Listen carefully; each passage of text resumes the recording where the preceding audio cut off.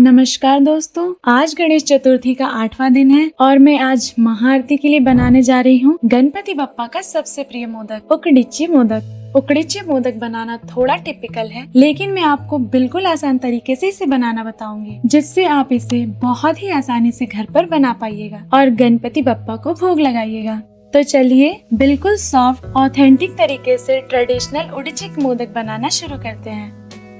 उकडीचे मोदक बनाने के लिए मैं सबसे पहले स्टफिंग तैयार कर लेती हूँ। इसके लिए मैंने यहाँ पर लिया है एक फ्रेश नारियल, जिसे मैं कट कर इसका पानी निकाल देती हूँ।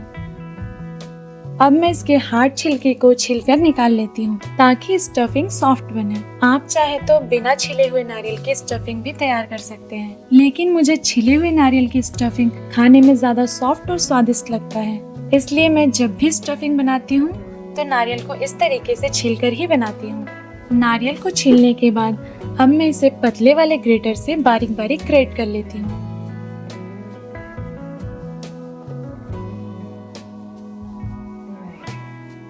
नारियल घिसने के बाद अब मैं गुड़ की भेली को इस तरीके से कट कर रही हूँ। ऐसा करने से स्टफिंग तैयार करते समय गुड़ जल्दी घुल जाता है। स्टफिंग बनाने की हमारी पूरी तैयारी हो गई है। अब मैं स्टफिंग बनाना शुरू करती हूँ। स्टफिंग तैयार करने के लिए मैंने कढ़ाई में 2 चम्मच घी डाल लिया था। अब मैं इसमें डाल रही हूँ घिसे हुए नारियल। नारियल डालने के बाद मैं इसे 1 से 2 मिनट मीडियम फ्लेम पर सौते कर लेती हूँ। अब इसी टाइम पर मैं इसमें डाल रही हूँ 2 चम्मच सफेद वाला तिल। अब मैं इसे 1 से 2 मिनट चलाते हुए पका लेती हूँ ताकि तिल और नारियल हल्का भुन जाए। जब नारियल में हल्का कलर आने लगा था तब मैंने इसमें डाल दिया था कटा हुआ गुड़ और 1 चम्मच इलायची पाउडर। अब मैं इसे कंटिन्यू चलाते हुए पका लेती हूँ जब तक कि गुड़ पिघलकर नारियल के साथ मिक्स ना हो जाए। अब मैं लास्ट में इसमें डाल देती हूँ थोड़ा सा जायफल। गुड़ को ज्यादा पकाइएगा नहीं तो गुड़ का पाक चढ़ जाएगा और स्टफिंग ठंडी होने के बाद हार्ड हो जाएगी। स्टफिंग रेडी है। अब मैं इसे ठंडा होने के लिए थोड़ी देर छोड़ देती हूँ। अब मैं कढ़ाई में 3 कप पानी डालकर इसे गर्म कर लेती हूँ। पानी गर्म हो गया है। अब मैं इसमें डाल रही हूँ 1 चम्मच घी, लगभग आधा कप दूध और आधा कप चीनी। इसे अच्छे से मिलाने के बाद अब मैं इसमें डाल रही हूँ 2 कप चावल का आटा। इतने चावल के आटे में लगभग 50 मोदक बनकर तैयार हो जाएंगे। यदि आपको कम मोदक बनाना है तो आप सभी चीज की क्वांटिटी को कम कर लीजिएगा। अब मैं बेलन की मदद से चावल के आटे को इस तरीके से चाड़ लेती हूँ। इस तरीके से चावल को चाड़ने पर चावल में गुठलियाँ नहीं पड़ती हैं और चावल अच्छे से चढ़ा जाता है।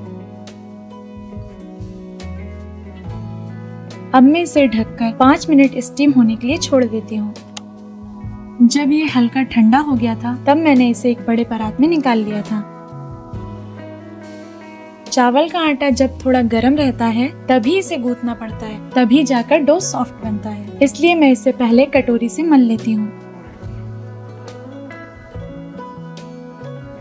अब डो हल्का ठंडा हो गया है। अब मैं इसे हाथ से गूंथ लेती हूँ। डो को अच्छे से गूंथना जरूरी है, तभी जाकर मोदक सॉफ्ट बनेंगे। डो गूंथ गया है। अब मैं इसे आधा काट कर अलग रख लेती हूँ, जिससे मैं आपको अगली वीडियो में अलग तरीके का मोदक बनाना सिखलाऊंगी। मोदक की शीट बनाने के लिए मैं यहाँ पर ले रही हूँ पन्नी। अब एक लोई कट करने के बाद इसमें चावल का सूखा आटा लगाकर मैं पन्नी पर रख लेती हूँ।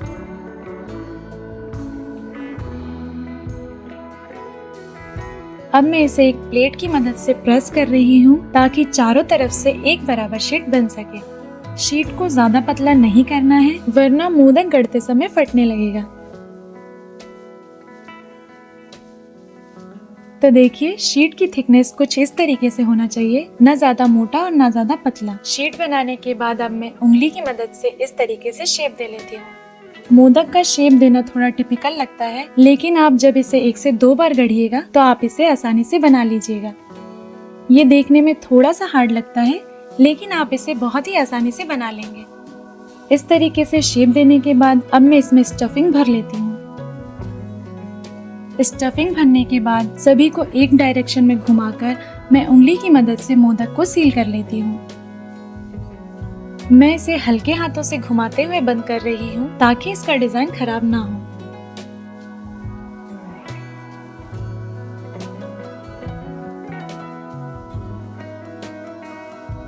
तो देखिए मोदक गढ़कर रेडी है। अब मैं इसी तरीके से सारे मोदक को तैयार कर लेती हूँ। उकड़ीचे मोदक को स्टीम करने के लिए अब मैं छन्नी में केले के पत्तों को बिछा देती हूँ।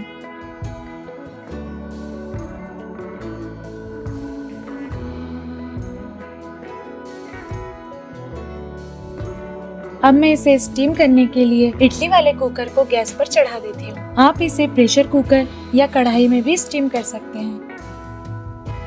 अब मैंने इसमें डाला है पानी और स्टैंड। अब मैं इसमें मोदक को डालकर 20 मिनट के लिए स्टीम होने के लिए छोड़ देती हूँ। मोदक को स्टीम होते हुए 20 से 25 मिनट हो गया है। अब मैं इसे निकालकर ठंडा कर लेती हूँ। तो देखिए बिल्कुल पारंपरिक तरीके से उकड़ीचे मोदक बनकर तैयार है। रेसिपी पसंद आए तो लाइक करें और फैमिली मेंबर में शेयर करें। तो चलिए मिलते हैं कल इसी समय पर एक नए मोदक की रेसिपी के साथ। तब तक के लिए बाय बाय।